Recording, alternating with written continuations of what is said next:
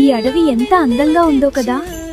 అయోధ్య అంతఃపురం కంటే ఇక్కడే నాకు ఎక్కువ ప్రశాంతతగా ఉంది స్వామి.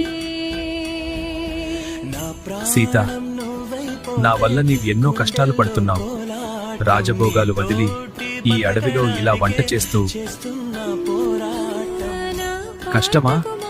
మీతో కలిసి నడవడమే నా భాగ్యం. ఈ మట్టి వాసన, ఈ చల్లని గాలి, మీ తోడు, ఇంతకంటే నాకేం కావాలి? స్వామి, ఈ నీటిలో మన ప్రతిబింబాలు ఎంత స్పష్టంగా ఉన్నాయో చూడండి. కాలం ప్రవహిస్తున్నా ఇవి మాత్రం ఇలాగే కలిసి ఉన్నాయి.